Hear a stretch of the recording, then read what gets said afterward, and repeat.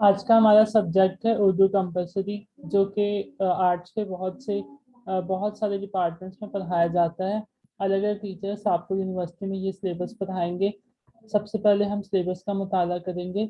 हमारे पास सिलेबस में नस्ली असनाफ के हवाले से 4 असनाफ शामिल हैं। पहले सिंफ है नावल, अफसाना, सवानह और सफ़रनामा। इन असनाफ के अलावा आपको 3 मज़ामीन भी पढ़ाए जाएंगे। वो मज़ामीन हैं बहस व तकरार, जो कि सर सैयद खान ने लिखा है। इंसान किसी हाल में खुश नहीं रहता, मौलाना मोहम्मद हसन आज़ाद ने लिखा है। परियगर बीमार, मुश्ताक अहमद यूसुफी। इन 3 मज़ामीन के ज़रिए आप उर्दू नस्ल के 3 अलग अलग असलूब से आपका तारुफ होता है। बहस व तकरार सादा नस्ल में लिखा गया है। इंसान किसी हाल में खुश नहीं रहता, तमसीली नस्ल है। और परियगर बीमार मज़ाहिया नस्ल है। इसके अलावा सवानह निगारी के हवाले से आप मौलाना शबली नुमानी की हज़रत उमर फारूक पर लिखी गई सवानह अल फारूक के इब्तदाई 10 से 15 सफ़हात का मुताला करेंगे। और तर्जुमा निगारी के हवाले से भी आप पढ़ सकते हैं काजी खादिम के अफसाने, जिन्हें शोबा उर्दू के ही एक साबिक प्रोफेसर मिर्ज़ा सलीम बैग ने मुरतब किया था। आज के अपने पहले लेक्चर में हम नस्ल के बारे में देखेंगे कि नस्ल क्या है, और नस्ल का नस्ल का मुताला करेंगे।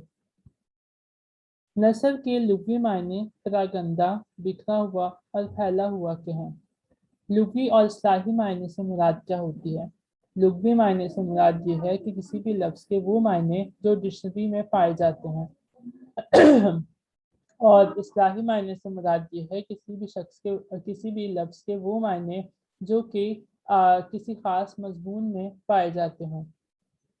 उर्दू अदब में नस्ल से मुराद ये है कि ऐसी तहरीर जो वज़न और बहर के इस्तेमाल के बगैर लिखी गई हो। पिछले सेमेस्टर में आपने शेर के बारे में पढ़ा होगा। शेर ऐसा कलाम होता है, ऐसी तहरीर होती है जिसे वज़न और बहर के मुताबिक लिखा जाता है। नसर वज़न और बहर से आज़ाद होती है। इसे हम अपनी मर्जी के साथ बराह तरीके से लिख सकते हैं। इस तहरीर में वज़न और बहर का इस्तेमाल नहीं होता। हम नस्ल को 2 हिस्सों में तकसीम करते हैं। एक है अफसानवी नस्ल और दूसरी है गैर अफसानवी नस्ल।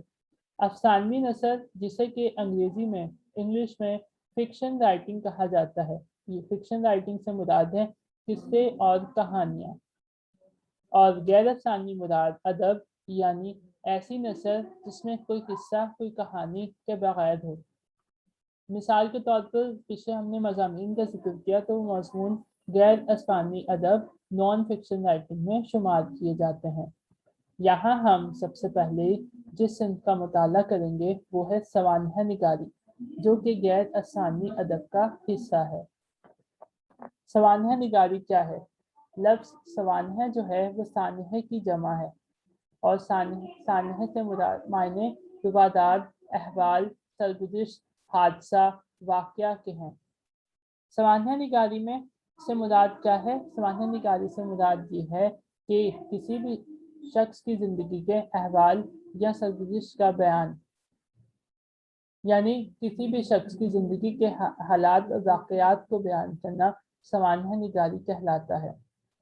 सवानह निगारी, जिसे अंग्रेज़ी में बायोग्राफी कहते हैं, उसमें हम किसी भी शख्स की पैदाइश, ख़ानदान, तालीम, मशागिल ज़िंदगी और वफ़ात की रिवादात बयान करते हैं। लेकिन ये महज इन चीज़ों की रिवादात का नाम नहीं है, बल्कि बायोग्राफी में किसी फ़र्द के ज़ाहिर व बातिन, आदात व अतवार, नफ्सियाती कैफियत और मुशाहदात ज़िंदगी की दास्तान बयान की जाती है।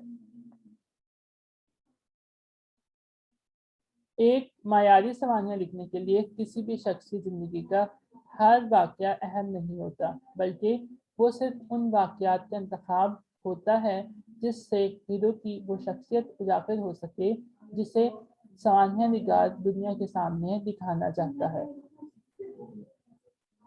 हमें ऐसा लगता है जब हम ये बात करते हैं किसी भी शख्स की उन हालात वाक़यात को बयान किया जाए जिसे हम दुनिया के सामने दिखाना चाहते हैं।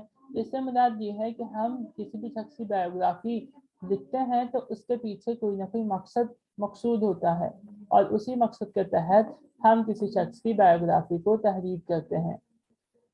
مخصوص واقعات کو بیان کرنے سے ایسا لگتا ہے کہ واقعات کی کانٹ چھانٹ ہو رہی ہے، اس سے تسلسل ختم ہو سکتا ہے، لیکن حقیقت میں ایسا نہیں ہے۔ واقعات کی کانٹ چھانٹ سے واقعات میں ایک حسن ترتیب پیدا ہوتا ہے، اور حسن ترتیب جو ہے وہ لازمی ہے۔ ایک سوانح جو ہے وہ 3 چیزوں کا مرکب ہوتی ہے: تاریخ، فرد واحد اور ادبی چاشنی۔ تاریخ جو ہے وہ کسی ایک فرد واحد کی نہیں ہوتی بلکہ پورے معاشرے کی ہوتی ہے، جبکہ سوانح ایک فرد واحد کی ہوتی ہے۔ لیکن جب ہم کسی فرد واحد کی زندگی کا بیان کرتے ہیں تو اس میں تاریخ خود بخود شامل ہو جاتی ہے، کیونکہ جب ہم کسی شخص کی زندگی کے حالات اور واقعات کو بیان کریں گے تو اس شخص کا پورا عہد جو ہے وہ بھی دکھائیں گے کہ وہ شخص کس عہد میں، کس ایرا میں اپنی زندگی گزار رہا تھا۔ لہٰذا جب ہم اس مخصوص ایرا کی بات کریں گے تو وہ ایرا کیا ہے؟ ایک تاریخ ہے۔ سماجی حالات اور معاشی حالات کا بیان تاریخ کا حصہ ہے، تو اس طریقے سے تاریخ خود بخود بایوگرافی کا حصہ بن جاتی ہے۔ سوانح لکھنے کے لیے کس قسم کے مواد کی ضرورت پڑ سکتی ہے؟ مواد کیا ہونا چاہیے؟ اگر کسی ادیب یا شاعر کی سوانح لکھنی ہو تو اس کی جملہ تصانیف، یعنی اس نے اب تک جتنی تحریریں لکھی ہیں، اگر وہ ڈائری لکھتا ہو تو اس سے ہمیں بہت مدد مل سکتی ہے۔ روزمرہ کی چھوٹی موٹی باتیں جن کا ذکر کاپیوں یا نوٹ بکس میں مل جائے۔ اگر وہ سرکاری ملازم رہ چکا ہو تو اس کی ملازمت کا ریکارڈ اور اسی قسم کی دوسری دستاویزات، دوستوں اور واقف کاروں کی یادداشتیں، اس کے جاننے والوں کے انٹرویوز، بیوی بچوں سے ملاقاتیں۔ اگر سوانح نگار اس ادیب یا شاعر سے ذاتی طور پر واقف ہو تو اس کے اپنے تاثرات اور معلومات۔ لیکن اگر کسی ایسے شخص کی سوانح لکھنا مقصود ہو جسے فوت ہوئے 100 یا 100 سے زائد برس گزر چکے ہوں تو صرف مطبوعہ یا غیر مطبوعہ معلومات کو سامنے رکھنا ہوگا۔ مطبوعہ یا غیر مطبوعہ سے مراد یہ ہے کہ اس کی جتنی تحریریں اب تک چھپ چکی ہیں یا جو تحریریں نہیں چھپی ہیں ان کو دیکھنا ہوگا۔ سوانح لکھنے کے کچھ اصول مرتب کیے جاتے ہیں، اور وہ اصول کیا ہیں؟ واقعات حقیقت اور سچائی پر مبنی ہوں، کردار کی تمام خوبیوں اور خامیوں کو ظاہر کیا جائے، کردار کی شخصیت کے تمام پہلو نمایاں ہوں، واقعات کے انتخاب اور ہیرو کے انتخاب میں ایک سلیقہ ہو، واقعات اور حالات کے درمیان ایک تال میل ہو، باطنی اور ظاہری خوبیوں دونوں کا امتزاج ہو۔ ان سے ملنے سے ہی ایک سوانح مکمل ہوتی ہے۔ ہر جگہ جو ہے سوانح کے مختلف جو ہے وہ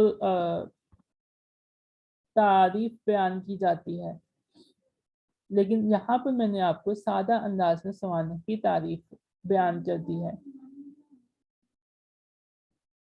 اسی پر ہمارا یہ لیکچر، آج کا لیکچر ختم ہوتا ہے۔ ویڈیو کو ختم کرنے سے پہلے لائک اور چینل کو سبسکرائب کرنا مت بھولیے گا۔